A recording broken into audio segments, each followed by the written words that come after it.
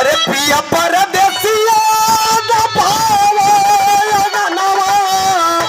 अरे बिरही बनलिबा से जारिया हो मोरी उड़ी उड़ी जाले अचरिया मरे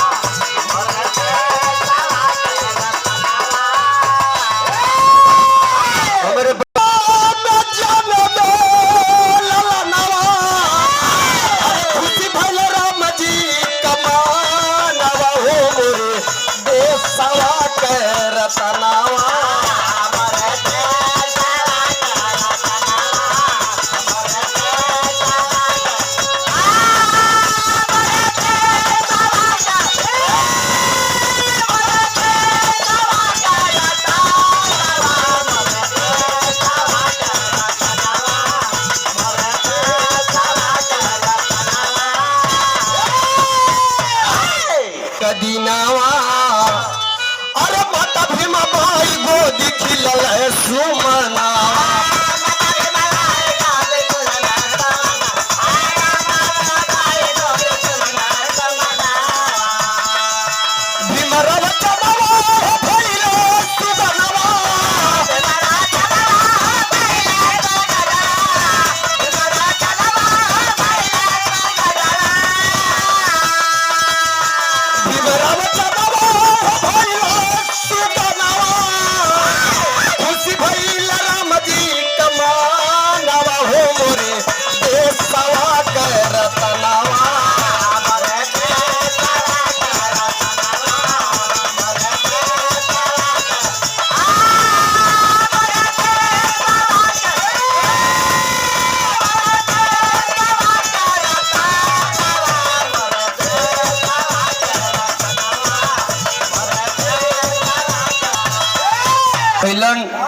बड़ा खुशी का आलम बा। दिन कवर तारीख कवर 14 अप्रैल 1891 महू छावनी की धरती पर बाबा साहब का जन्म भइल होत का बा। अरे छावनी इंदौर पास बाय महू गाँव है। अरे अम्बेडकर अम्बेडकर पढ़ल नाम हो।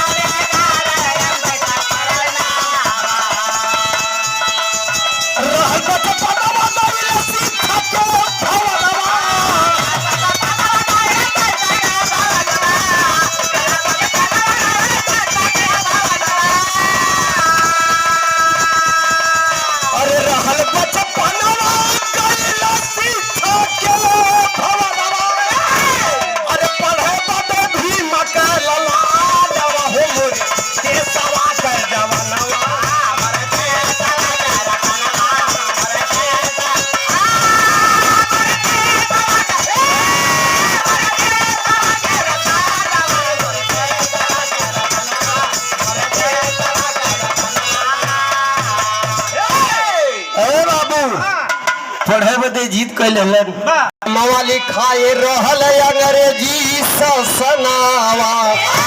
अरे सही के कष्ट पढ़े मनुवादी करनावा।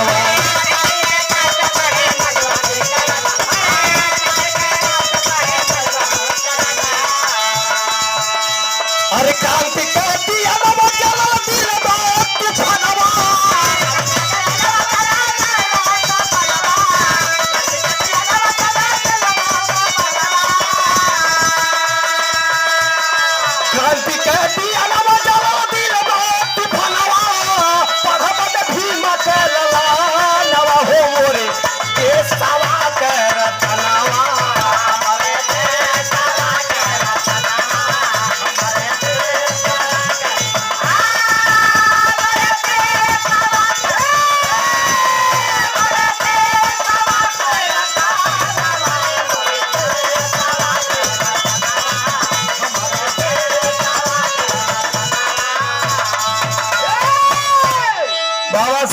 संघर्ष करते करते आगे निकले हैं पढ़ाई में। जब वह दिन आया तो बाबा साहब ने किया क्या क्या? अरे शोषितों को बाबा दिलाए अधिकार हो, अरे वोट वाला दे दे हले सबके हथियार हो।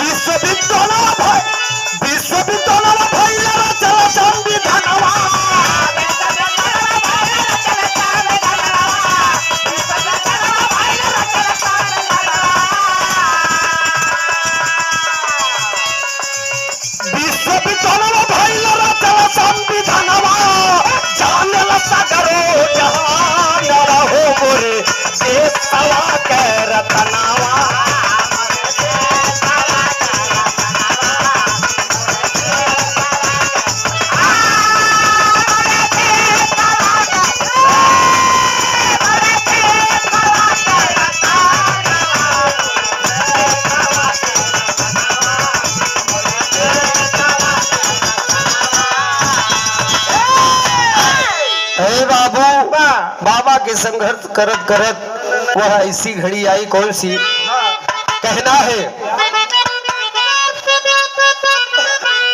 अच्छा दिसंबर 1956 अरे उड़ी गया भगवा हो छोड़ के चमना।